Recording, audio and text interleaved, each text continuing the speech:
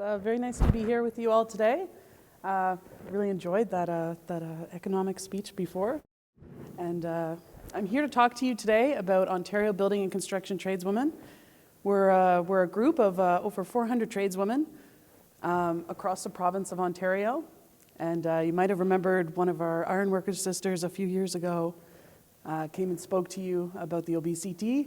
We've grown a lot since then, in spite of, coming to be at the end of 2020, which was not great timing with the pandemic. We've been able to come together and continue to grow. We started with a steering committee of 40 tradeswomen, and now we're over 400, or actually getting really close to 500. And our women are vast and diverse. We represent every trade, every sector, every level of representation, and also every level of experience as well. Right from green first-year apprentices all the way to retired tradeswomen that have decades of service and experience under their belt. And despite this diversity, when you put us in a room, we all experience the same things, we all say the same things. We all work within male-dominated industry, and we know what it's like to be on a job site as the only woman. We know what it's like to forge a path alone, and we can all recall a time when we changed attitudes and beliefs just by showing up to work. And it can be very, isolating to be the only woman on a job. And with that, we see a lot of women are very eager for these networking opportunities, to meet other tradeswomen and to talk about their experiences.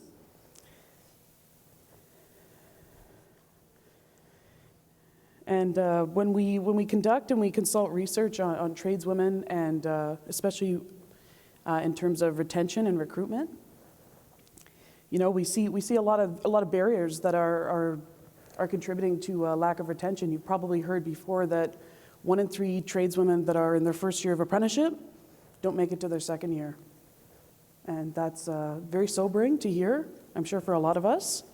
And when we look at those barriers, the main barrier, probably to no surprise for most of us, is widespread and ingrained gender bias within the sector.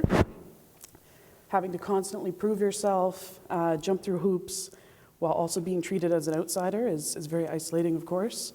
Really, these women should be learning their trades. They should be enjoying the camaraderie of what it means to be a tradesperson. And instead, they're isolated and they're alone. We also know that gender-based discrimination also affects recruiting efforts, of course, affects training, and hinders the professional development of tradeswomen because they're not being given the same opportunities to grow, right? They need to grow just like everyone else. We also see another barrier is health and safety. Every week we hear stories, tradeswomen, they don't have PPE that fits their bodies, that fits the task, and a lot of them are in a really vulnerable position where, they either cause a problem and ensure that they're safe, or they continue to work in an unsafe position. And a lot of them are very scared, to do that, to speak up and say, no, I need the right harness, I need the right PPE, because again, they're alone on site, and that's a very difficult conversation to have. And a lot of them, especially when they're apprentices, feel very vulnerable. We also know that there's significantly fewer mentorship opportunities. I've had a lot of brothers that have been good friends to me, but not as likely to get the invitation to the bar after work as my fellow brothers, of course. And with these fewer mentorship opportunities, women are also being given less opportunities in leadership roles. Many tradeswomen work amongst their peers, but aren't fully integrated, they're not fully welcomed, they're not fully accepted onto their crews, within their companies, and sometimes even within their unions. And they miss out on that camaraderie, which personally for me is my favorite part of being a tradesperson. And sometimes when they are, it takes weeks or months, which again, they might not make it that long, really. And these factors and barriers can be very isolating, and again, that's why we see so many women when they find out about the OBCT and they join us for our monthly committee. Sometimes it's like a light has gone off in their head. They're so excited. So we give tradeswomen that opportunity to network, connect, and we're lucky that we can have our voices heard collectively. And we have Sister Karen Pullen of IBW 353 Toronto as our chairwoman. She's not only been a tradeswoman for many decades, I'm sure many of you in the room know who she is, but she's also a business representative. So she's able to really give us that, that experience and that leadership to advocate for ourselves and for better change within the industry. So some of the things that our committee does is definitely collective advocacy together. This year alone, we've advocated for quality, accessible, and affordable childcare that meets the unique needs of the construction industry, not just for tradeswomen, because childcare isn't just a women's issue, but for all trades workers. And I can tell you on site, many of my brothers that I've worked with, often complain, right? How am I supposed to get my kid to childcare when it doesn't open at 7 a.m., but I gotta be at the job at 5:30? It's a big barrier right now, and I'm really proud that the OBCT is leading the charge on this, and actually we've gotten a lot of brothers very interested in it, in spite of the fact that it's being led by a tradeswomen's committee. Outside of that, we also do leadership training, again, trying to fill that gap in between these women not necessarily being given those roles. And we also are leading the charge on mental health training within the construction industry for both men and women. So you can access our training on our website, and anyone can sign up. And I encourage you, if you haven't taken mental health first aid, please join us. And it's actually taught by a tradeswoman, so it's a really great opportunity. And this year we're developing an anti-harassment course. It's not just based on gender discrimination, but it's intersectional in all regards to biases and discriminations, touching on race, touching on disability, touching on sexual orientation and other biases.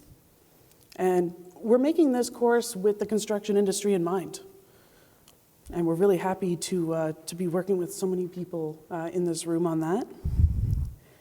And we conduct research into the recruitment and retention of tradeswomen, and currently we have a survey that many of you I'm sure would be interested in for industry leadership.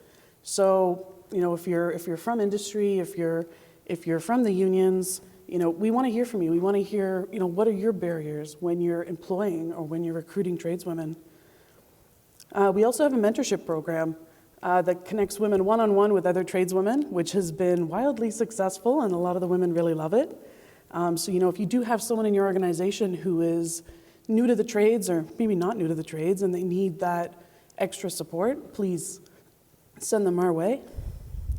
And we also have a monthly committee on the first Monday of every month where our women get together, and it's great fun, great networking, and we obviously do some work as well on all these great projects.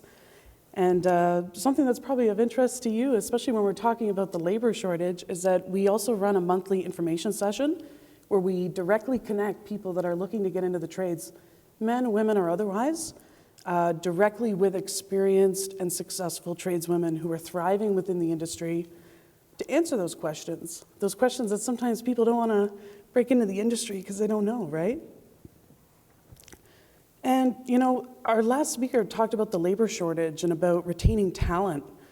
And as we face this labor shortage head on, let me tell you, there is no shortage of women that want to get into the trades. It's only in the last 5 or 10 years that this option has really been publicized widely, that women are welcome within the industry. And there is an explosion happening right now of women that they want those equitable pathways into apprenticeships. So if you're looking to fill those roles, please, there is more than enough women to fill them. And they're eager to break into the industry. So if you have the capacity, create equitable pathways. Be aware that that woman that you're bringing in, she might not have those mechanical aptitude skills, right? Her dad might have not brought her out to the garage. Her mom might have not brought her out to the garage on the weekends, right? But she still wants to be there, and she can still learn, and she can still thrive within her career. And you can change the trajectory of these women's lives. I had a second-year apprentice tell me that she's never made more money in her whole life, and this is a second career for her. She's never made more money in her whole life than being a second-year apprentice. She got 3 more years until she's licensed, so it's only going to get better for her. And so her life has changed for the best, for her family, for her kids, and she also makes her organization better just by being a part of it. and bringing that diverse viewpoint. So please create those equitable pathways for your women. And for the women that are already in your organizations, connect them with the OBCT or connect them with some other networking opportunity. If you're from a union, consider having a women's committee. They're wildly successful, every single one that I've heard of. And if you don't have a women's committee, look into it. And in the meantime, your women can always join us. And we're gonna help you retain them. We're gonna help you recruit them, and we're gonna support them along their journey.